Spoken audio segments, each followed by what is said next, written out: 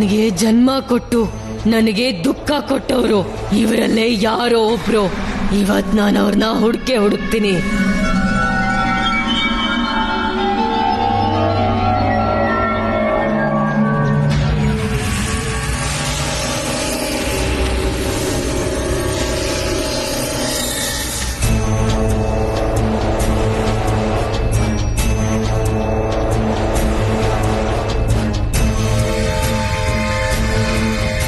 ಅವಳೇನಾದ್ರೂ ಇವಳೇನಾ?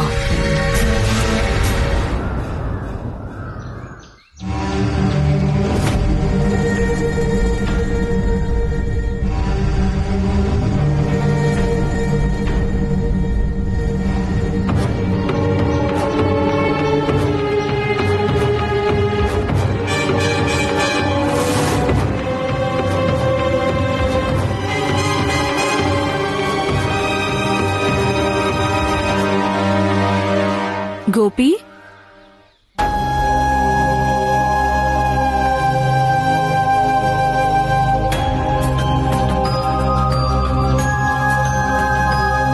ಯಾರನ್ನ ಹುಡುಕ್ತಿದ್ಯಾ ನೀನು?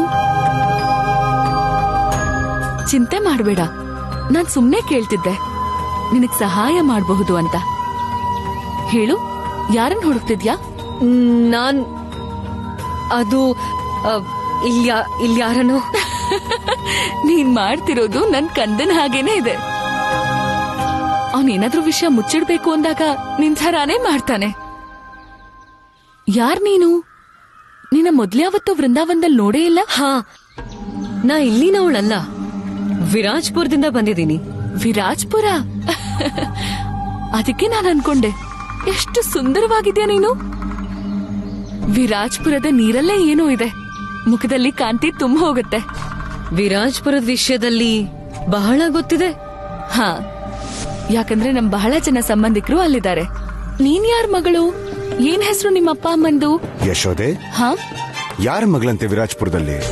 ಅದನ್ನೇ ಆಗ್ಲಿಂದ ಕೇಳ್ತಿರೋದು. ಯಾರ ಮಗಳಮ್ಮ ನೀನು? ನಾನಿಲ್ ಬಂದಿದ್ದು ಅದು ನಮ್ಮನೆ ಹಸು. ಹಾ, ಈಗ ಗೊತ್ತಾಯ್ತು. ನಿಮ್ಮನೆ ಹಸು ಎಲ್ಲೋ ಕಳೆದೋಯ್ತು. ಅದಕ್ಕೆ ನಾನ್ ಕೇಳಿದ್ದು ನೀನ್ ಯಾಕೆಷ್ಟು ಚಿಂತೆಲಿದ್ಯಾ ಅಂತ. ಮತ್ತೆ ಖಾಲಿ ಮಡಕೆ ತಗೊಂಡು ಅಲ್ಲಿ ಇಲ್ಲಿ ಯಾಕೆ ಸುತ್ತಿದ್ಯಾ ಅಂತ. ನಿನ್ಗೆ ಹಾಲ್ ಕರಿಯೋ ಅವಸರ ಇರ್ಬೇಕಲ್ವಾ? ಹಾ, ಅದಕ್ಕಾಗಿ ನಾನು ಇವಾಗ ಹೊರಡ್ಬೇಕು. ಅರೆ ಅರೆ, ಮನೆಗೇನ್ ಖಾಲಿ ಕೈಯಲ್ಲಿ ಹೋಗ್ತೀಯಾ? ನೀನ್ ಈ ಹಾಲಿನ ಮಡಕೆ ತಗೊಂಡ್ ಹೋಗು. ಮತ್ತೆ ಹಸು ಬಗ್ಗೆ ಸ್ವಲ್ಪನೂ ಚಿಂತೆ ಮಾಡ್ಬಿಡ. ಸಂಜೆ ಹೊತ್ತಿಗೆ ಮನೆಗ್ ತಲುಪಿಡುತ್ತೆ. ತಗೋ.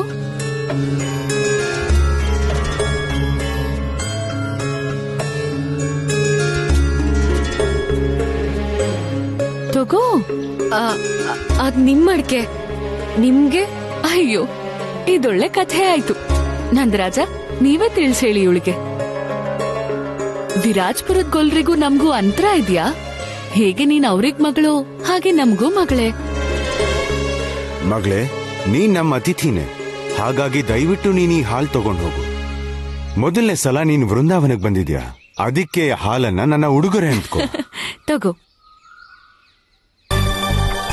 ಅದೇನಪ್ಪ, ಎಷ್ಟ್ ಪ್ರೀತಿ ತುಂಬಿದೆ ಈ ವೃಂದಾವನ ವಾಸಿಗಳಲ್ಲಿ. ಒಂದ್ಸಲಿ ನನ್ನ ಅಪ್ಪ ಅಮ್ಮ ಸಿಗ್ಲಿ, ಆಮೇಲೆ ನೋಡ್ಕೋತೀನಿ ನಾನು ಈ ವೃಂದಾವನ ವಾಸಿಗಳನ್ನ. ಏನ್ ಯೋಚಿಸ್ತಿದ್ಯಾ ಮಗಳೇ? ನಿನ್ನ ಮಡ್ಕೆನ ಕೆಳಗಿಡು, ಮತ್ತೆ ನಮ್ಮಿ ಮಡ್ಕೆನ ತಗೊಂಡ್ ಹೋಗು.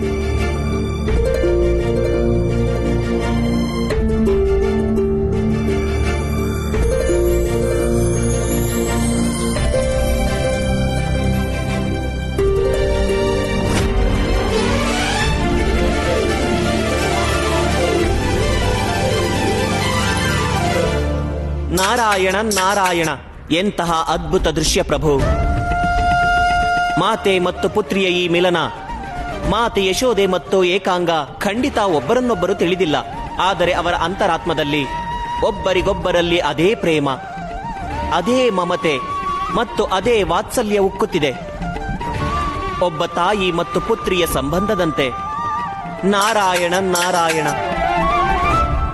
ಮಗಳೇ, ನೀನ್ ಹುಷಾರಾಗಿರು, ಮತ್ತೆ ಯಾವಾಗ್ಲೂ ಹೀಗೆ ಸುಂದರವಾಗಿರು.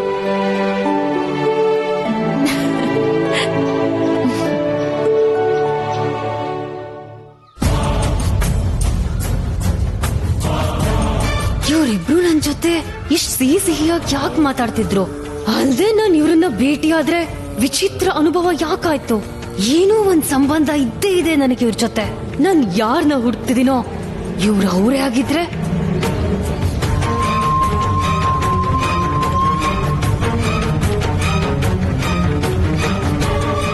ಇದನ್ನ ಪತ್ತೆ ಮಾಡ್ಲೇಬೇಕು.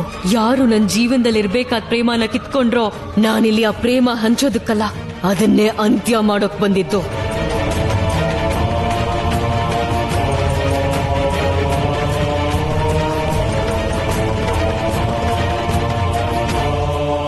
ನಾರಾಯಣ ನಾರಾಯಣ. ಪ್ರಭು, ಏಕಾಂಗಳಿಗೆ ಮಾತೆ ಯಶೋದೆಯ ಒಂದು ಸ್ಪರ್ಶ ಮಾತ್ರದಿಂದಲೇ ಮಾತೃತ್ವದ ಜ್ಞಾನವಾಯಿತು. ಆದರೆ ಮಾತೆ ಯಶೋದೆಗೆ ಏಕಾಂಗಳ ಕುರಿತು ಯಾವ ಭಾವನೆಯೂ ಮೂಡುತ್ತಿಲ್ಲ. ಹೀಗೇಕಾಗುತ್ತಿದೆ ಪ್ರಭು? ದೇವರ್ಷಿ, ಇದಕ್ಕನ್ನುತ್ತಾರೆ ರಿಕ್ತತೆ. ಏಕಾಂಗಳ ಜೀವನ ಪ್ರೇಮ ರಿಕ್ತವು. ಹೇಗೆ ರಿಕ್ತ ನದಿ ಜಲವ ಸ್ವತಃ ತನ್ನ ಕಡೆಗೆ ಸೆಳೆವುದೋ, ಹಾಗೆಯೇ ರಿಕ್ತ ಏಕಾಂಗಳ ಕಡೆ ನಂದ ಯಶೋದೆಯ ಪ್ರೇಮ ಸ್ವತಃ ಪ್ರವಾಹಿತವಾಗಿದೆ. ಏಕೆಂದರವರು ಪ್ರೇಮ ತುಂಬಿದ ಸಮುದ್ರದ ಸಮಾನರು. ಆದರೆ ಋಷಿವರ್ಯ, ಒಂದು ಮಡಿಕೆ ನೀರು ಸಮುದ್ರದಿಂದ ಎತ್ತಿಕೊಂಡರೆ ಆಗ ಸಮುದ್ರಕ್ಕೆ ತಿಳಿಯುವುದೇ? ನನಗರ್ಥವಾಯಿತು ಪ್ರಭು, ಅರ್ಥವಾಯಿತು. ಏಕಾಂಗ, ಎಲ್ಲಿದ್ಯಾ ನೀನು? ಏಕಾಂಗ, ಏಕಾಂಗ, ನೀನ್ ಎಲ್ಲಿದ್ಯಾ? ಏಕಾಂಗ, ನನ್ನ ಎದುರಿಗೆ ಬಾ. ನನ್ನ ಹತ್ರ ನಿನ್ ಎಲ್ಲ ಪ್ರಶ್ನೆಗೂ ಉತ್ತರ ಇದೆ. ಈ ಹುಡುಗನ್ಗೆ ನನ್ ಹೆಸರು ಹೇಗ್ ಗೊತ್ತಿದೆ? ಮತ್ತೆ ಅವನು ನನ್ನ ಯಾಕೆ ಹುಡುಕ್ತಿದ್ದಾನೆ? ಏಕಾಂಗ, ನಿನ್ನ ಎಲ್ಲ ಪ್ರಶ್ನೆಗೂ ಉತ್ತರ ನನ್ನ ಹತ್ರ ಇದೆ.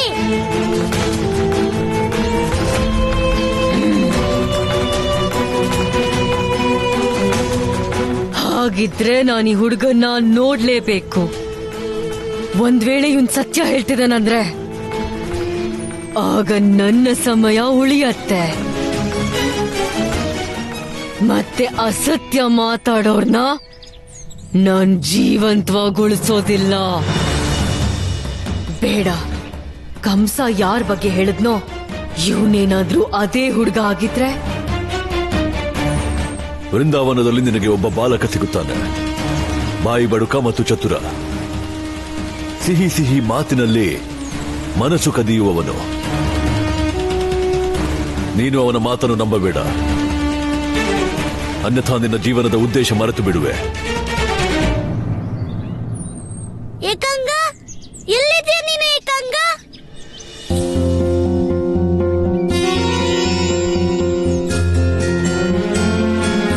ಸತ್ಯನೇ ಹೇಳಿದ್ದ ಕಂಸ. ಈ ಬಾಲಕ ನಂಗೆ ಬಹಳ ಚತುರ ಅನ್ಸ್ತಿದ್ದಾನೆ. ಇವನಲ್ಲಿ ಆ ಮನೇಲೂ ನಂದೇ ಪಕ್ಷ ವಹಿಸಿದ್ದ ಅಲ್ಲ? ಯಾರು ಇಲ್ಲಿ ನನ್ನ ಪಕ್ಷ ವಹಿಸ್ತಾರೆ? ಖಂಡಿತವಾಗಿ ಇವ್ ನನ್ ಜೊತೆ ಏನೋ ಮೋಸ ಮಾಡೋದ್ರಲ್ಲಿದ್ದಾನೆ.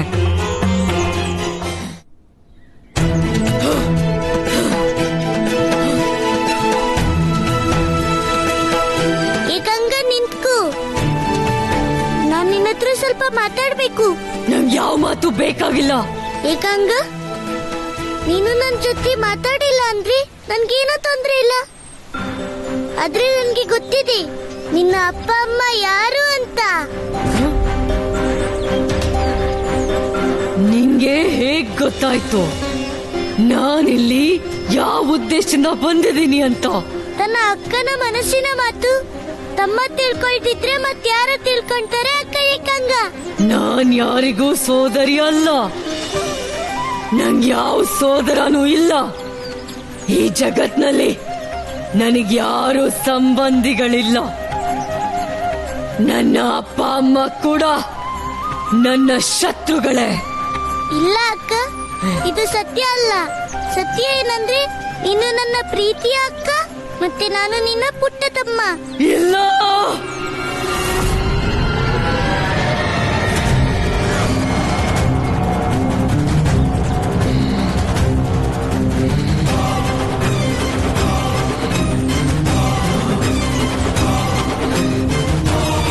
ಬಾಲಕ, ಏಕಾಂಗಾಳಿಗೆ ಯಾವ ಸೋದರನೂ ಇಲ್ಲ. ಹೊರಟೋಗೋ ಇಲ್ಲಿಂದ. ಇಲ್ದೇ ಇದ್ರೆ ನಾವು ನಿನ್ನ ಅಂತ್ಯ ಮಾಡ್ಬಿಡ್ತೀವಿ. ಆದ್ರೆ ನಾನು ಜೀವನದಲ್ಲಿ ಮೊದಲನೇ ಸಲ ನನ್ನ ಅಕ್ಕನ ಭೇಟಿಯಾಗಿದ್ದು. ಅದಲ್ದೆ ನಾನು ನನ್ನ ಅಕ್ಕನ ಹತ್ರ ಸರಿಯಾಗಿ ಮಾತನ್ನೂ ಆಡಿಲ್ಲ. ಸುಳ್ಳು ಪ್ರೀತಿ ತೋರಿಸುವಂತ ಪ್ರಯತ್ನ ಮಾಡಬೇಡ ಬಾಲಕ. ಯಾಕೆಂದ್ರೆ ಏಕಾಂಗಾಳಿಗೆ ಪ್ರೀತಿ ಅಂದ್ರೆ ಆಗೋದಿಲ್ಲ. ಒಬ್ಬ ಮನುಷ್ಯನಿಗೆ ದೀರ್ಘ ಸಮಯದವರೆಗೆ ಪ್ರೀತಿ ಸಿಗದೆ ಇದ್ರೆ ಆಗ ಅವನು ಕಠೋರ ಆಗ್ಬಿಡ್ತಾನೆ. ಆದ್ರೆ ನನ್ಗೆ ಗೊತ್ತಿದೆ, ನಾನು ನನ್ನ ಅಕ್ಕನ್ನ ಎಷ್ಟು ಪ್ರೀತಿ ಮಾಡ್ತೀನೋ ಅಷ್ಟೇ ನನ್ನ ಅಕ್ಕನೂ ನನ್ನ ಪ್ರೀತಿ ಮಾಡ್ತಾಳೆ. ಅಲ್ವಾ ನನ್ನ ಪ್ರೀತಿ ಅಕ್ಕ? ಬಾಲಕ, ನಿಂಗೆ ನಿನ್ ಜೀವ ಉಳಿಸ್ಕೋಬೇಕಂದ್ರೆ ಇನ್ಯಾವತ್ತು ಏಕಾಂಗಳ ದಾರಿಗೆ ಅಡ್ಡ ಬರ್ಲೇಬೇಡ. ನಾನಾ ನಿನ್ ದಾರಿಲಿ ಯಾಕೆ ಬರ್ಲಿ? ನಾನು ನನ್ನ ಅಕ್ಕ ಏಕಾಂಗ ಈಗ ಜೊತೆಗೆ ಆಟಾಡ್ಬೇಕಲ್ವಾ? ನೀವೆಲ್ಲರೂ ಏನ್ ನೋಡ್ತಾ ಇದೀರಾ? ಈ ಹಠಮಾರಿ ಬಾಲಕ ಹೀಗೆಲ್ಲ ತಿಳ್ಕೊಳ್ಳೋದಿಲ್ಲ. ಅಂತ್ಯ ಮಾಡಿ ಇವನನ್ನ.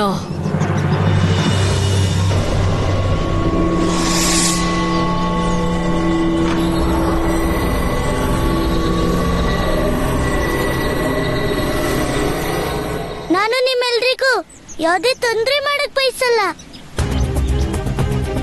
ಆದ್ರೆ ನೀವೇನಾದ್ರೂ ನನ್ನ ಅಕ್ಕನ ಮಾತಾಡ್ಸೋಕೆ ಅಡ್ಡ ಬಂದ್ರೆ ನಾನು ಕೂಡ ನಿಮ್ಮೆಲ್ರನ್ನ ಎದುರಿಸ್ಬೇಕಾಗತ್ತೆ.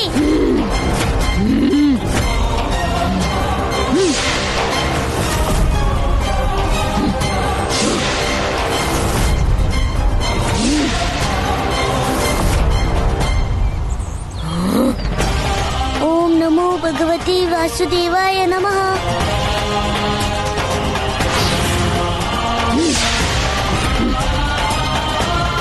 ಓಂ ನಮೋ ಭಗವತಿ ವಾಸುದೇವಾಯ ನಮಃ.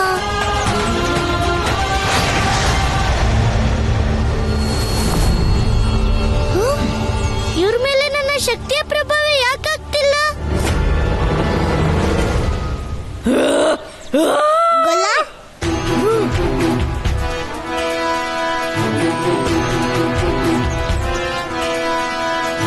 ಇಷ್ಟೊಂದು ವಿಶಾಲ ರಾಕ್ಷಸಿ, ಅದು ಒಂದೇ ಅಲ್ಲ, ನಾಲ್ಕು.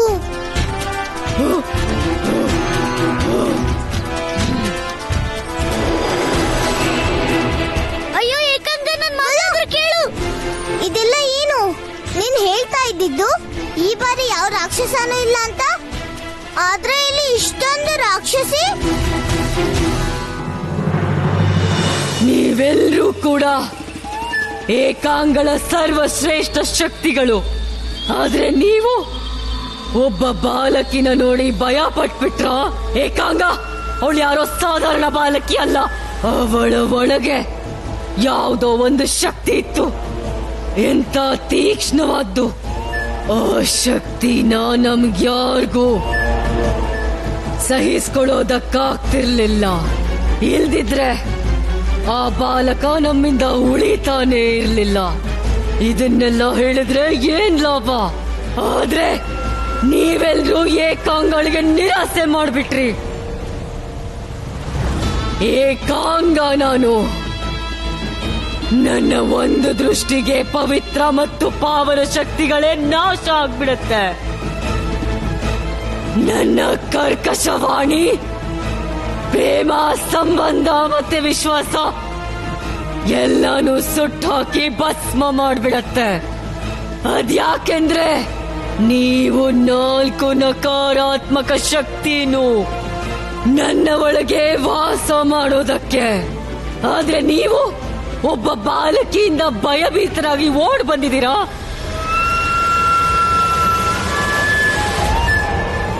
ನಾರಾಯಣ ನಾರಾಯಣ. ಮಾತೆ, ಎಂತಹ ನಕಾರಾತ್ಮಕ ಶಕ್ತಿ ಇದೆ ಏಕಾಂಗಳ ಬಳಿ? ಇಂತಹ ನಕಾರಾತ್ಮಕ ಶಕ್ತಿಗಳು ರಾಕ್ಷಸರೂ ಅಲ್ಲ. ಆದರೂ ಈ ಶಕ್ತಿಗಳು ಅಸ್ತಿತ್ವಕ್ಕೆ ಹೇಗೆ ಬಂತು ಮಾತೆ? ದೇವರ್ಷಿ, ಎಂದು ಸಕಾರಾತ್ಮಕ ಶಕ್ತಿಗಳ ನಿರ್ಮಾಣವಾಗುತ್ತಿತ್ತೋ ಅದೇ ಸಮಯ ನಕಾರಾತ್ಮಕ ಶಕ್ತಿಗಳದ್ದು ಜನ್ಮವಾಯಿತು. ನಾನು ಲಕ್ಷ್ಮೀ ರೂಪದಲ್ಲಿರುವೆ. ನನ್ನ ಒಂದು ರೂಪ ಅಲಕ್ಷ್ಮಿಯೂ ಹೌದು.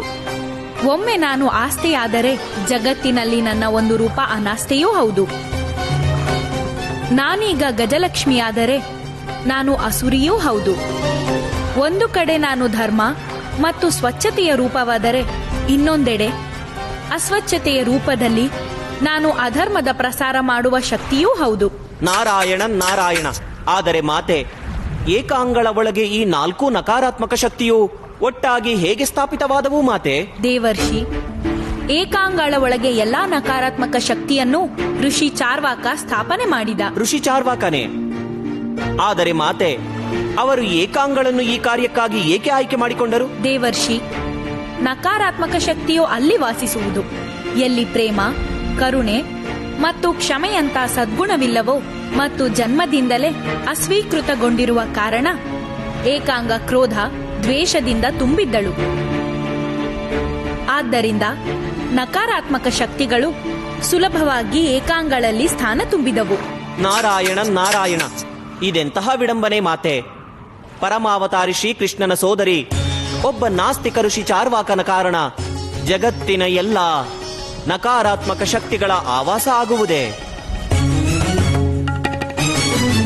ಆ ಕೃಷ್ಣ ನನ್ನ ತನ್ನ ಸಹೋದರಿ ಅಂತಿದ್ದ, ನನ್ ಜೊತೆ ಸಿಹಿ ಸಿಹಿ ಮಾತಾಡ್ತಿದ್ದ. ದ್ವೇಷ ಇದೆ, ಪ್ರೀತಿಯಲ್ಲ. ಅವನಿಗೆ ನಾನು ಶಿಕ್ಷೆ ಕೊಡ್ತೀನಿ. ಏನಾಯ್ತು ಏಕಾಂಗ? ಇಷ್ಟೊಂದು ವ್ಯಾಕುಲ ಏಕೆ? ಒಂದು ವೇಳೆ ಆ ಬಾಲಕನನ್ನು ಎದುರಿಸಬೇಕಾಯಿತೆ? ನಿಂಗೆ ಹೇಗ್ ಗೊತ್ತು? ನಿನ್ನ ನಕಾರಾತ್ಮಕ ಶಕ್ತಿಗಳ ಮುಖ ನೋಡಿ. ನಾನು ನಿನಗೆ ತಿಳಿಸಿದ್ದೆನಲ್ಲ, ಹೀಗೆ ಆ ತಾತಾತಯ್ಯನ ಮಾಯೆಗೆ ಮರುಳಾಗಬೇಡ, ಅವನ ಮಾತನ್ನು ನಂಬಬೇಡ, ನಿನ್ನನ್ನು ಭ್ರಮೆಗೊಳಿಸುತ್ತಾನೆಂದು. ಆದ್ರೆ ನನ್ನ ಭ್ರಮೆಗೊಳಿಸಿ ಅವನಿಗೇನ್ ಸಿಗತ್ತೆ? ತನ್ನ ಪ್ರೇಮ ಮತ್ತು ಸಿಹಿ ಸಿಹಿ ಮಾತಿಂದ ನಿನ್ನ ನಕಾರಾತ್ಮಕ ಶಕ್ತಿಗಳ ಅಂತ್ಯ ಮಾಡುತ್ತಾನೆ.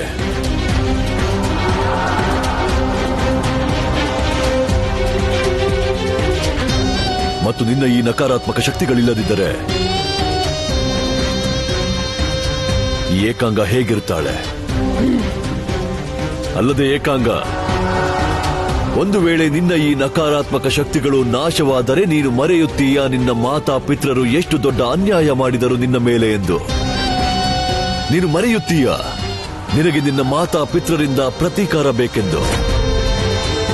ನಿನ್ನೆಯ ಜೀವನದ ಏಕಮಾತ್ರ ಉದ್ದೇಶ ಸಮಾಪ್ತವಾಗುತ್ತದೆ.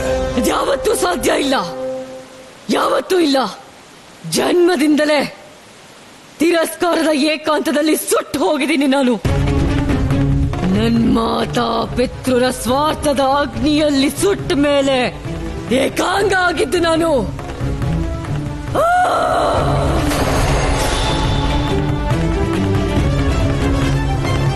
ನಾನು ನನ್ನ ಪ್ರತೀಕಾರ ಪಡೆಯೋದ್ನ ಯಾರು ಕೂಡ ತಡೆಯೋಕ್ಕಾಗಲ್ಲ, ಯಾರು ಕೂಡ. ಮತ್ತೆ ಈ ಪ್ರತೀಕ್ಷೆ ಯಾವ ಕಾರಣಕ್ಕೆ?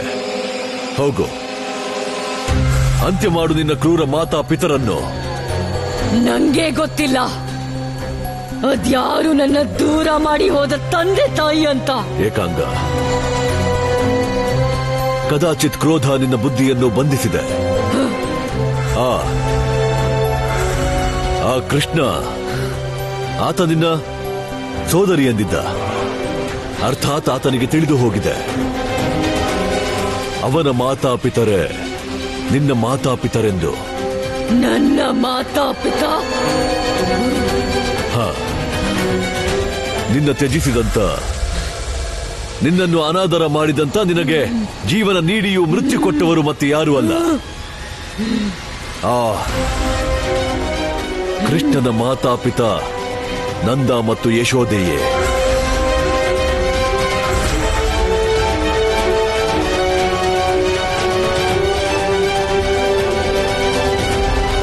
ನಂದ, ಯಶೋದೆ, ಜೀವಂತ ಉಳಿಸಲ್ಲ ಅವರನ್ನ. ನನ್ನ ಜೀವನದ ಎಲ್ಲ ದುಃಖ, ಎಲ್ಲ ಕಷ್ಟಗಳನ್ನ ಏಕಾಂತದಲ್ಲಿ ಕಳೆದಂತ ಒಂದು ಕ್ಷಣದ ಪ್ರತೀಕಾರ ಬೇಕು ನನಗೆ.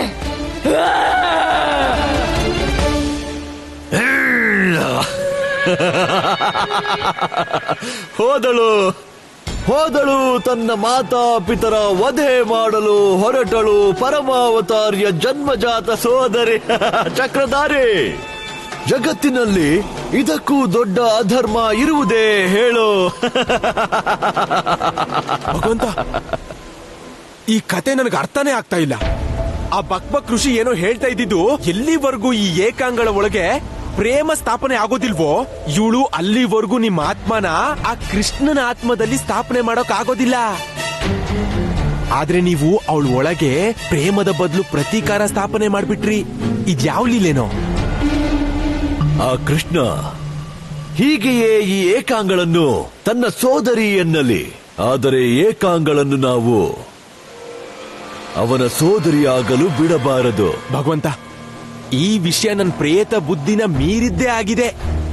ಈ ವಿಷಯಕ್ಕೆ ಸಿಕ್ಕಾಕೋಬಿಡಿ. ಏಕಾಂಗ ಕೃಷ್ಣನನ್ನು ಎಷ್ಟು ಹೆಚ್ಚಾಗಿ ದ್ವೇಷಿಸುವಳೋ ಕೃಷ್ಣನಿಗೆ ಅಷ್ಟೇ ಕಡಿಮೆ ಯೋಚಿಸುವ ಅವಕಾಶ ಸಿಗುತ್ತದೆ. ಏಕಾಂಗಳನ್ನು ಎಂತಹ ಸ್ಥಿತಿಗೆ ಕೊಂಡೊಯ್ಯಬೇಕೆಂದರೆ ಆಕೆಯೊಂದಿಗೆ ಆತ ಮಾತಾಡಲೇಬಾರದು. ಬದಲಾಗಿ ತನ್ನ ಅಗ್ರ ಸೋದರಿಗೆ ಅವಳ ಪಾಪ, ತೊಂದರೆ, ದುಃಖ, ನೋವಿನಿಂದ ಮುಕ್ತಗೊಳಿಸಲೆಂದು ಅವಳ ಆತ್ಮವನ್ನು ತನ್ನ ಅಂತರಾತ್ಮದಲ್ಲಿ ಸ್ಥಾಪನೆ ಮಾಡಲು ಸ್ಥಾನ ಕೊಡಲಿ. ಭಗವಂತ, ಅದ್ಭುತ ಅದ್ಭುತ. ಇದ್ರ ಅರ್ಥ ಏಕಾಂಗಳ ಆತ್ಮ ಸ್ಥಾಪಿತ ಆಗುವ ಅರ್ಥನೇ ಆ ಕೃಷ್ಣನಲ್ಲಿ ಭಗವಂತ ಕಂಸನ ಆತ್ಮ ಸ್ಥಾಪನೆ ಆಗೋದು. ಅದ್ಭುತ ಭಗವಂತ. ಗೊಲ್ಲ, ನನಗ್ ಸತ್ಯ ಹೇಳು, ಅಲ್ಲೇನಾಗ್ತಿತ್ತು? ಯಾರು ಅಲ್ಲಿ ಕುರೂಪ ಮತ್ತೆ ಭಯಾನಕ ಶಕ್ತಿ? ಅದು ನೋಡಿ ನಾನೇ ಎದ್ರುಕೊಂಡ್ಬಿಟ್ಟೆ. ಅದು ಈ ರಾಧೇನೆ. ರಾಧಿ, ನೀನ್ ಎದ್ರತ್ಯ? ನಾನ್ ಅನ್ಕೊಂಡೆ ನಿನ್ನ ನೋಡಿ ಎಲ್ಲ ರಾಕ್ಷಸಿ ಶಕ್ತಿನೂ ಓಡಾಯ್ತಂತ. ಗೊಲ್ಲ, ಈಗ ಮಾತನ್ ಮರೆಸ್ಬೇಡ. ನನ್ಗೆ ಎಲ್ಲ ಗೊತ್ತಿದೆ. ನಂಗೆ ಸತ್ಯ ಹೇಳು. ರಾಧಿ, ನಿನ್ಗೆ ಎಲ್ಲ ಗೊತ್ತಿದ್ಮೇಲೆ ನಾನ್ ನಿನ್ಗೆ ಇನ್ನೇನು ಹೇಳಿ? ಸರಿ ಗೊಲ್ಲ, ನನಗ್ ಏನು ಹೇಳ್ಬೇಡ. ನಾನು ಹೋಗ್ತಾ ಇದ್ದೀನಿ. ಮತ್ತೆ ಹೋಗಿ ಎಲ್ಲರಿಗೂ ಹೇಳ್ತೀನಿ ಬೃಂದಾವನಕ್ಕೆ ಹೊಸ ರಾಕ್ಷಸ ಬಂದಿದ್ದಾನೆ ಅಂತ. ರಾಧಿ, ನಿಂತ್ಕೋ ರಾಧಿ. ಅಯ್ಯೋ ರಾಧಿ, ನಿನ್ಗಂತೂ ಕೋಪನೇ ಬಂದ್ಬಿಡ್ತು. ಗೊಲ್ಲ, ಇನ್ನ ನಿನ್ ಮಾತನ್ನ ಕೇಳ್ಬೇಕು ಅಂದ್ರೆ ನೀನ್ ನನ್ಗೆ ಆ ರಾಕ್ಷಸನ್ ಬಗ್ಗೆ ಸತ್ಯ ಹೇಳ್ಬೇಕು. ರಾಧಿ, ನಾನ್ ನಿನ್ಗೆ ಹೇಗೆ ಹೇಳಿ? ಏಕಾಂಗ ಯಾರು ರಾಕ್ಷಸಿ ಅಲ್ಲ, ಅವಳು ನನ್ಗೆ ಅಕ್ಕ ಆಗ್ಬೇಕು ಅಂತ. ಯಾವ ಯೋಚನೆಯಲ್ಲಿ ಮುಳುಗಿದ್ಯಾಗಲ್ಲ? ಯಾಕೆ ಏನು ಮಾತಾಡ್ತಿಲ್ಲ? ಅದೇ ನೀನು ಸತ್ಯ ಕೇಳ್ಬೇಕಂತಿದ್ಯಲ್ಲ, ಸರಿ ಕೇಳು. ಅವಳು ಏಕಾಂಗ ಅಂತ. ಏಕಾಂಗ? ಹಾ ರಾಧಿ, ಅವಳಿಂದಾಗೆ ದೀಪಾವಳಿಯಲ್ಲಿ ದೀಪ ಹರಿತು. ಆ 4 ಭಯಾನಕ ಶಕ್ತಿಗಳು ಅವಳು ಒಳಗಡೆ ವಾಸಿಸ್ತವೆ. ಗೊಲ್ಲ, ಇಷ್ಟೊಂದು ವಿಷಯ ನಿಂಗೆ ಗೊತ್ತಿದ್ರು ನೀನು ಯಾರಿಗೂ ಯಾಕೆ ಹೇಳಿಲ್ಲ? ಈ ಅಸುರ ಶಕ್ತಿಗಳನ್ನ ಹೇಗ್ ತಡೆಯೋದು? ಅವು ಏನಾದ್ರೂ ಅನರ್ಥ ಮಾಡ್ಬಿಟ್ರೆ? ರಾಧಿ, ಒಮ್ಮೆ ನೀನು ನನ್ ಜೊತೆಗಿದ್ರಿ ಆಗ ರಾಕ್ಷಸಿ ಶಕ್ತಿಗಳು ಏನು ಮಾಡಕ್ಕಾಗಲ್ಲ. ನಾನು ಆದ್ರೆ ಗೊಲ್ಲ, ನಾನೇನ್ ಮಾಡ್ಬೋದು? ರಾಧಿ, ನೀನ್ ನನ್ ಮೇಲ್ ವಿಶ್ವಾಸ ಇಡು.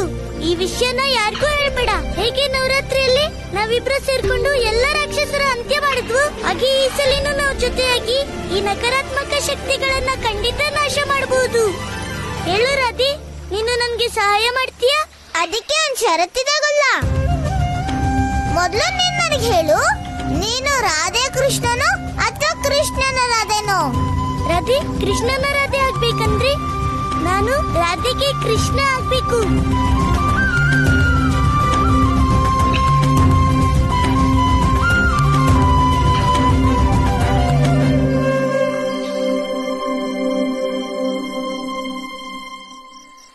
ಎಚ್ಚರವಾಗಿರಿ, ಎಚ್ಚರವಾಗಿರಿ, ಎಚ್ಚರವಾಗಿರಿ, ಎಚ್ಚರವಾಗಿರಿ, ಎಚ್ಚರವಾಗಿರಿ. ನೀವು ಕೂಡ ವಿಶ್ರಾಂತಿ ತಗೊಳ್ಳಿ. ಆ ರಾಕ್ಷಸಿಗಂತೂ ನಾನೊಬ್ನೇ ಇದ್ರೆ ಸಾಕು. ಹೋಗಿ ವಿಶ್ರಾಂತಿ ತಗೊಳ್ಳಿ. ಎಚ್ಚರವಾಗಿರಿ.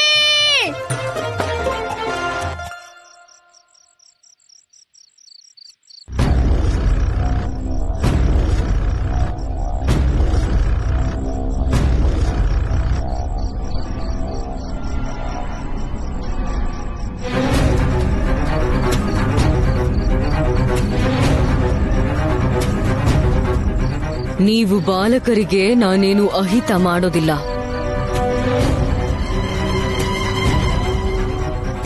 ನನ್ನ ಶತ್ರು ಅಂತೂ ನಂದ ಮತ್ತೆ ಯಶೋದೆ.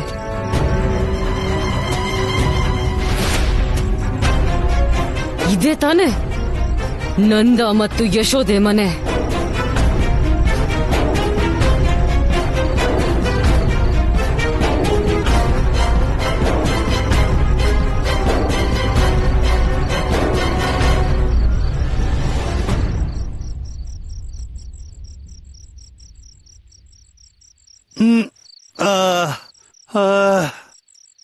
ಈ ಬಾಯಾರಿಕೆ ಅಂತೂ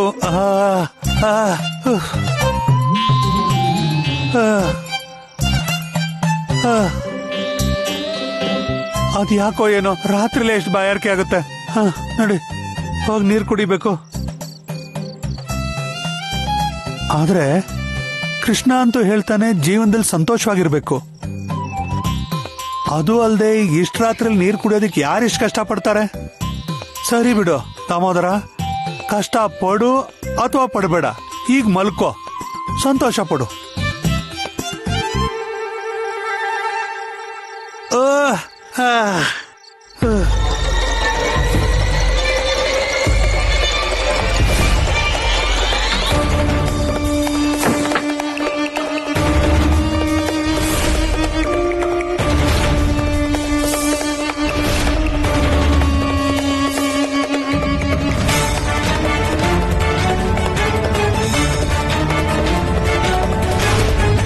ನಿನ್ನ ತ್ಯಜಿಸಿದಂತ, ನಿನ್ನನ್ನು ಅನಾದರ ಮಾಡಿದಂತ ನಿನಗೆ ಜೀವನ ನೀಡಿಯೂ ಮೃತ್ಯು ಕೊಟ್ಟವರು ಮತ್ತೆ ಯಾರೂ ಅಲ್ಲ,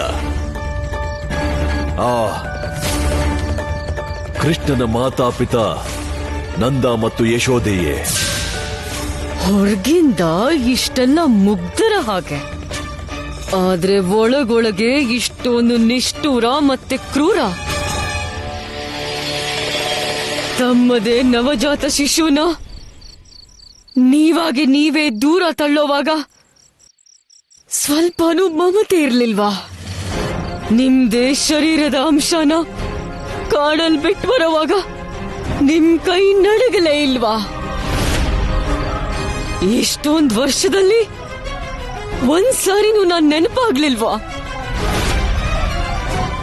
ನನ್ನ ಕ್ರೂರ ಮಾತಾ ಪಿತಾ, ನಿಮ್ ಕಾರಣಕ್ಕೆ ನನ್ನ ಒಳಗಿನ ಪ್ರೇಮ, ಕರುಣೆ, ಸ್ತ್ರೀತತ್ವ ಎಲ್ಲ ಸಮಾಪ್ತ ಆಗೋಯ್ತು. ನೀವು ನನ್ನ ತ್ಯಜಿಸಿ ನಿಮ್ಗಳ ಹಾಗೆ ನನ್ನ ನಿಷ್ಠೂರ ಮಾಡ್ಬಿಟ್ರಿ.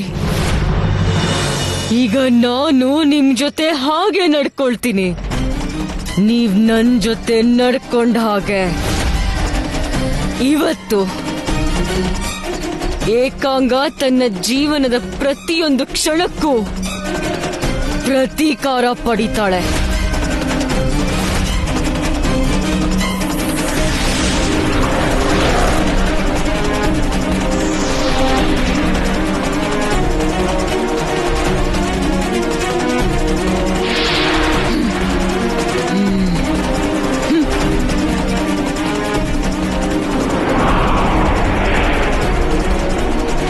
ಈ ಬಾಯಾರಿಕೆ ಅಂತೂ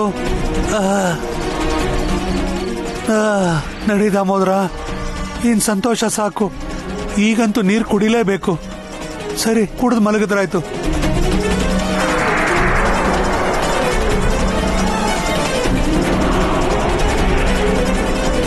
ನಂದಣ್ಣ, ನಂದರಾಣಿ, ಈ ನಂದಣ್ಣ ಮತ್ತೆ ನಂದರಾಣಿ ಹಾರೋ ಕಲೆನೂ ಕಲ್ತಿದಾರ? ಇದಂತೂ ನಂಗೆ ಇವತ್ತೇ ಗೊತ್ತಾಗಿದ್ದು. ಅಥವಾ ಇದ್ಯಾವ್ದಾದ್ರೂ ರಾಕ್ಷಸರ ಮಾಯೆ ಆಗಿದ್ರೆ, ನನಗ್ ಭ್ರಮೆ ಹುಡ್ಸಕ್ ಮಾಡ್ತಿದ್ರೆ? ಮೊದಲು ನಾನ್ ತಿಳ್ಕೋಬೇಕು.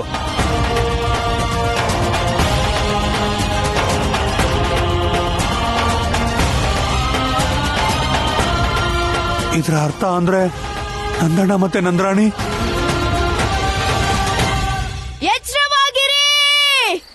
ಈ ರಾಕ್ಷಸಿ ಇನ್ನೂ ಯಾಕೆ ಬರ್ಲಿಲ್ಲ? ಬಹುಶಃ ನಾನು ಎಚ್ಚರವಾಗಿರೋದ್ನ ನೋಡಿ ಭಯ ಪಟ್ಟಿರ್ಬೇಕು ಅವಳು. ನಂದಣ್ಣ, ನಂದಣ್ಣ ನಂದಣ್ಣ, ಈ ನಂದರಾಣಿ ಎಲ್ಲೋ ಹೋದ್ರು? ಬಹುಶಃ ಆ ರಾಕ್ಷಸಿ ಅವರಿಬ್ರು ಜೊತೆ ಕರ್ಕೊಂಡು ಹೋದ್ಲು. ನಾನು ಹೋಗಿ ಬಲರಾಮಂಗೆ ಎಲ್ಲ ಹೇಳಬೇಕು. ಬಲರಾಮ, ಬಲರಾಮ, ಬಲರಾಮ! ನೋಡಿದ್ರಾ, ಭಯದಲ್ಲೂ ಈಗ ಜನರೆಲ್ಲ ನನ್ನ ಹೆಸರೇ ಕರೀತಾ ಇದ್ದಾರೆ. ಬಲರಾಮ, ಅಲ್ಲಿ ದಾಮು ಚಿಕ್ಕಪ್ಪ, ನೀವಾ ನನ್ನ ಹೆಸರು ಕರೀತಾ ಇದ್ದಿದ್ದು? ಆದ್ರೆ ಏನಾಯ್ತು? ನೀವು ಭಯ ಯಾಕೆ ಪಡ್ತಾ ಇದ್ದೀರಾ? ಆ ರಾಕ್ಷಸಿ ನಂದಣ್ಣ ಮತ್ತೆ ನಂದರಾಣಿನ ಜೊತೆಗೆ ಹೊತ್ಕೊಂಡು ಹೋಗಿದ್ದಾಳೆ. ಯಾವ ರಾಕ್ಷಸಿ? ಎಲ್ಲಿದ್ಲು ರಾಕ್ಷಸಿ? ನಾವೆಲ್ಲ ಇಲ್ಲೇ ಇದ್ದು ಪಹರೆ ಕಾಯ್ತಿದ್ವಿ. ಮತ್ತೆ ಆ ರಾಕ್ಷಸಿ ಚಿಕ್ಕಪ್ಪ ಚಿಕ್ಕಮ್ಮನ್ನ ಹೇಗೆ ಎತ್ಕೊಂಡು ಹೋಗೋದಕ್ ಸಾಧ್ಯ? ಬಲರಾಮ, ಅವಳು ವಾಯು ಮಾರ್ಗದಲ್ಲಿ ಹೊತ್ಕೊಂಡದ್ಲು. ನಾನೇ ಸ್ವಯಂ ನನ್ನ ಕಣ್ಣಾರೆ ನೋಡ್ದೆ. ಗೆಳೆಯರೇ, ಬನ್ನಿ, ಈಗ ನಿಮಗ್ ತೋರಿಸ್ತೀನಿ ಬಲರಾಮನ ಪರಾಕ್ರಮ. ನಡೀರಿ ನಡೀರಿ.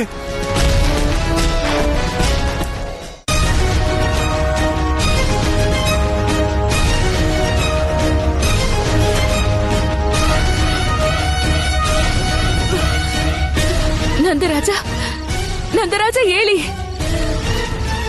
ನೋಡಿ, ನಾವ್ ಗಾಳಿಲಿ ಹಾರ್ತಿದೀವಿ. ನಂದರಾಜ, ಆದ್ರೆ ಇದು ಹೇಗಾಗ್ತಿದೆ? ಹೇಗೆ ನೀವಿಬ್ರು ನನ್ನಿಂದ ನನ್ನ ಜೀವನದ ಆಧಾರನ ಕಸ್ಕೊಂಡ್ರೋ, ಹಾಗೆ ನಾನು ನಿಮ್ಮಿಬ್ಬರ ಜೀವನದ ಆಧಾರನ ಸಮಾಪ್ತ ಮಾಡ್ಬಿಡ್ತೀನಿ. ಆದ್ರೆ ನೀನ್ ಯಾರು? ನಮ್ಮನ್ನ ಹೀಗೆ ಯಾಕೆ ಹೊತ್ಕೊಂಡು ಹೋಗ್ತಿದ್ಯಾ? ನನ್ನ ಗುರುತ್ ಸಿಗ್ಲಿಲ್ವಾ? ಹೇಗ್ ಗುರುತ್ ಹೇಳಿತೀರಾ? ಇಷ್ಟು ಸಮಯನೇ ಕಳೆದು ಹೋಗಿದೆಯಲ್ಲ. ಮಗಳೇ, ಖಂಡಿತ ನಿನ್ನಿಂದ ಏನೋ ತಪ್ಪಾಗಿದೆ. ನಾವಿವತ್ತೇ ನಿನ್ನ ಭೇಟಿ ಆಗ್ತಿರೋದು. ನಮಗ್ ನಿನ್ ಹೆಸರು ಕೂಡ ಗೊತ್ತಿಲ್ಲ ಮಗಳೇ. ನಿಮಗ್ ಹೇಗ್ ನೆನ್ಪಿರತ್ತೆ? ನಾನು ನನ್ನ ಹೆಸರನ್ನ ನಾನೇ ಇಟ್ಕೊಂಡೆ. ಏಕಾಂಗ ನನ್ನ ಹೆಸರು. ಏಕಾಂಗ. ಏಕಾಂಗ? ಅದೇ ಏಕಾಂಗ ತನ್ನ ಮಾತಾಪಿತರನ್ನ ಹುಡುಕ್ತಿರೋದು? ಹಾ, ನಾನು ಅದೇ ಏಕಾಂಗನೇ. ತನ್ನ ತಂದೆ ತಾಯಿಗೆ ಶಿಕ್ಷೆ ಕೊಡೋದಕ್ಕೆ ಹುಡುಕ್ತಿರೋಳು. ಏಕಾಂಗ ಮಗಳೇ, ನಾವ್ ನಿನ್ನ ಮಾತಾಪಿತ ಅಲ್ಲ. ನೀನ್ ನಮ್ಮನ್ನ ಎಲ್ಲ ಕರ್ಕೊಂಡು ಹೋಗ್ತಿದ್ಯಾ? ನಿಮ್ಮಿಬ್ಬರ ಹತ್ಯೆ ಮಾಡೋದಕ್ಕೆ. ಆದ್ರೆ ನೀನ್ ಹೀಗೆ ಯಾಕೆ ಮಾಡ್ತಿದ್ಯಾ? ನಾವೇನ್ ಅಪರಾಧ ಮಾಡಿದೀವಿ? ಅಪರಾಧ? ನಿಮ್ಮಿಬ್ಬರಿಗಿಂತ ದೊಡ್ಡ ಅಪರಾಧಿ ಈ ಜಗತ್ನಲ್ಲೇ ಇನ್ಯಾರೂ ಇಲ್ಲ. ನೀವು ಜಗತ್ತಲ್ಲೇ ಬಹಳ ದೊಡ್ಡ ಪಾಪ ಮಾಡಿದಿರಿ. ನಿಮ್ ಮಗಳಿಗೆ ಜನ್ಮ ನೀಡಿ ಅವಳನ್ನ ಸಾಯೋದಕ್ಕೆ ಬಿಟ್ಟು ಬಂದವರು. ಮಗಳು? ಯಾವ ಮಗಳು? ಈ ರೀತಿ ನಾಟಕ ಆ ವೃಂದಾವನ ವಾಸಿಗಳ ಮುಂದೆ ಮಾಡಿ ಅವರಿಗೆ ನಿಮ್ಮಿಬ್ಬರ ಮೋಸ ಗೊತ್ತಿಲ್ಲ. ನನ್ನ ಮುಂದೆ ಯಾವುದೇ ರೀತಿ ಅಭಿನಯ ಮಾಡೋ ಅವಶ್ಯಕತೆ ಇಲ್ಲ. ಯಾಕೆಂದ್ರೆ ನಾನೇ ನೀವು ತ್ಯಾಗ ಮಾಡಿರೋ ಪುತ್ರಿ. ನಾನೇ ನಿಮ್ಮ ಆ ದೌರ್ಭಾಗ್ಯ ಪುತ್ರಿ. ನನ್ ತಂದೆ ತಾಯಿನೇ ನನ್ ಜೀವನದಲ್ಲಿ ಬಹಳ ದೊಡ್ಡ ಶತ್ರು ಆಗಿದ್ದಾರೆ. ಇಲ್ಲ ಏಕಾಂಗ, ಇದು ಸುಳ್ಳು. ನನಗೆ ಯಾವ ಮಗಳು ಇಲ್ಲ. ನಿನಗೆ ಖಂಡಿತ ಏನೋ ಭ್ರಮೆ ಆಗಿದೆ. ನಾವ್ ನಿನ್ಗೆ ಅಪ್ಪ ಅಮ್ಮ ಅಲ್ಲ ಮಗಳೇ. ನನ್ನ ಮಗಳು ಅಂತ ಕರಿಬೇಡಿ. ನೀವಿಬ್ರು ನನ್ನ ಶತ್ರುಗಳು. ಮತ್ ನಂಗೆ ಯಾವ ಭ್ರಮೆ ಆಗಿಲ್ಲ. ನಿಮ್ಮಿಬ್ಬರ ರಹಸ್ಯ ಈಗ ಬಯಲಾಗಿದೆ. ಅದನ್ನ ನೀವಿಬ್ರು ಎಲ್ಲರಿಂದ ಮುಚ್ಚಿಟ್ಟಿದ್ರಿ. ಮತ್ ಈಗ ಮೃತ್ಯುನೇ ಕಣ್ಮುಂದೆ ಇದ್ದಾಗ ಪುತ್ರಿ ಪುತ್ರಿ ಅನ್ನೋದ್ರಲ್ಲಿ ಯಾವ ಲಾಭನೂ ಇಲ್ಲ. ರಾಧಿ, ನಾವು ಏಕಾಂಗಳ ಸಮಸ್ಯೆನ ಬೇರೆ ದೃಷ್ಟಿಯಿಂದ ನೋಡ್ಬೇಕು.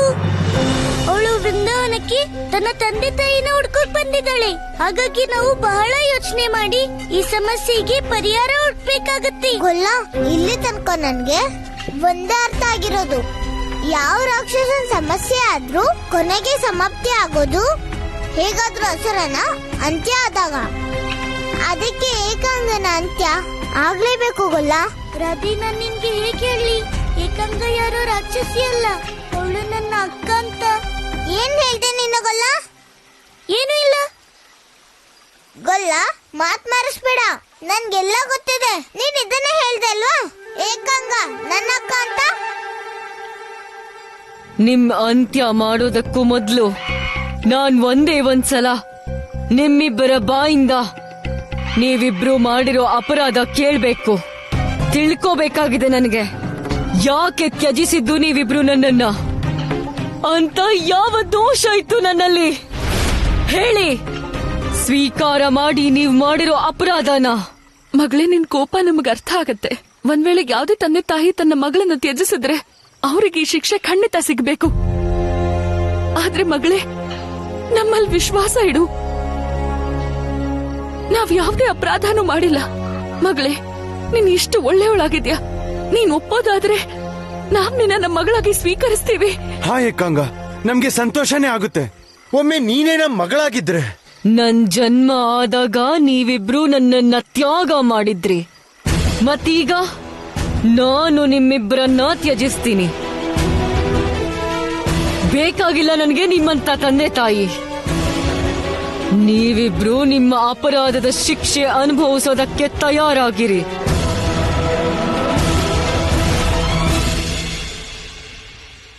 ನಿಂತ್ಕೋ ಏಕಾಂಗ.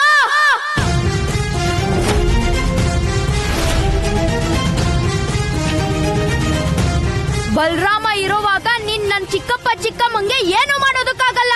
ನೀನ್ ಜೀವಂತವಾಗಿರ್ಬೇಕು ಅಂದ್ರೆ ಕೆಳಗಿಳಿಸು ಅವ್ರನ್ನ. ಯಾರೇ ಈ ಅಧರ್ಮಿಗಳನ್ನ ರಕ್ಷಣೆ ಮಾಡೋ ಪ್ರಯತ್ನ ಮಾಡಿದ್ರೆ ಅವ್ರು ಯಾರು ಜೀವಂತವಾಗಿ ಉಳಿಯೋದಿಲ್ಲ.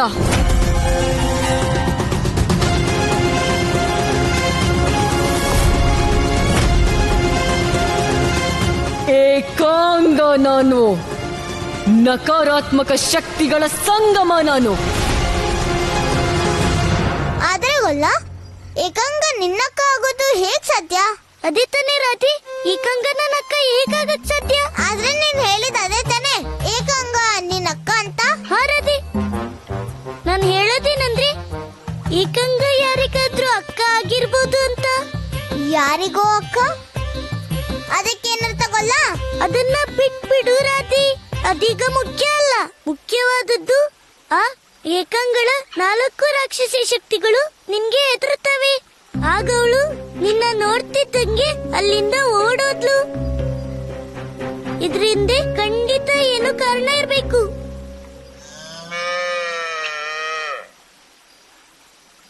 ಶಂಕರ, ಶಂಕರ,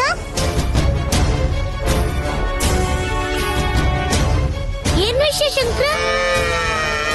ಏನು ಹಾಗಾಗಕ್ಕೆ ಹೇಗ್ ಸಾಧ್ಯ? ಏನಾಯ್ತು ಗೊಲ್ಲ? ರಥಿ, ಅನರ್ಥ ಆಗಿದೆ. ಬೇಗ ಬಾ. ಬಾ ರಥಿ. ನಡೆಗೊಲ್ಲ.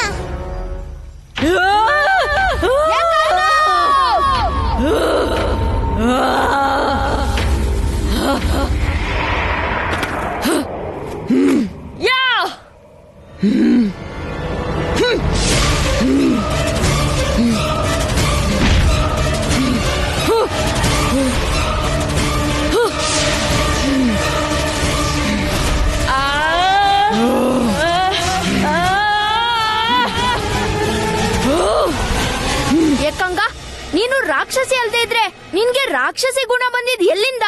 ನನ್ನ ಬಗ್ಗೆ ಚಿಂತೆ ಬೇಡ ನಿನಗೆ. ನಿನ್ನ ಬಗ್ಗೆ ಯೋಚನೆ ಮಾಡು ಬಲರಾಮ. ನಂಗೆ ಚಿಂತೆ ಆಗ್ತಿದೆ. ಈಗ ನೀನು ನಿರ್ದೋಷಿಯಾದ್ರೂ ಸತ್ ಹೋಗ್ತೀಯಾ?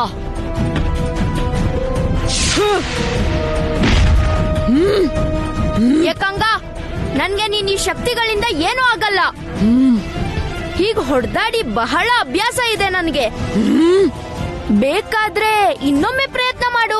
ಬಲರಾಮ, ಯಾಕೋ ಗೊತ್ತಿಲ್ಲ, ನಿನ್ನ ಕೊಲ್ಲೋದಕ್ಕೆ ನನಗೆ ಮನ್ಸೇ ಬರ್ತಿರ್ಲಿಲ್ಲ. ಆದ್ರೆ ಹೇಗೂ ನೀನು ಸಾಯೋ ನಿರ್ಧಾರ ಮಾಡಿದ್ಮೇಲೆ ಹಾಗೆ ಆಗ್ಲಿ. ನಿನ್ನ ಈ ಇಚ್ಛೆನ ನಾನು ಖಂಡಿತ ಪೂರ್ತಿ ಮಾಡ್ತೀನಿ.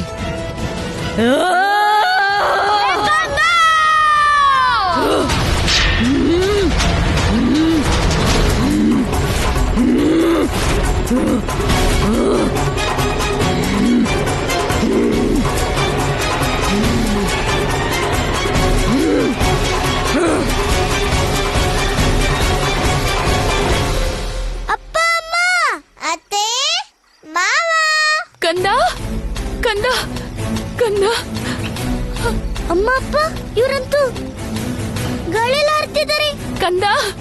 ಕೃಷ್ಣ ಕನ್ನ ನಮ್ಮನ್ ಕೆಳಗಿಳಿಸು. ಓಂ ನಮೋ ಭಗವತಿ ವಾಸುದೇವಾಯ ನಮಃ.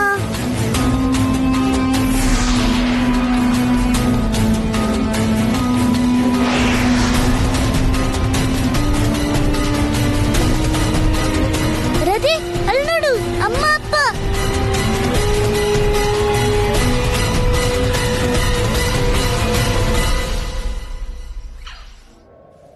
ಜೀವನದಲ್ಲಿ ಮೊದಲನೇ ಬಾರಿ ಹೀಗೊಬ್ರು ನನ್ನ ಮುಂದೆ ಯುದ್ಧ ಮಾಡ್ತಿರೋದು.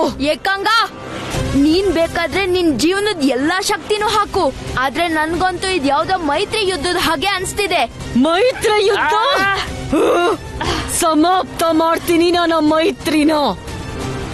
ಪ್ರೇಮ ವಾತ್ಸಲ್ಯ ಇಂಥ ಸಂಬಂಧನು. ಮೊದ್ಲು ಇನ್ಕಮ್ನ ಕೊಡು, ಮತ್ತೆ ಎಲ್ಲಾದ್ರೂ ನೀನೇ ಸಮಾಪ್ತ ಆಗ್ಬೋದು.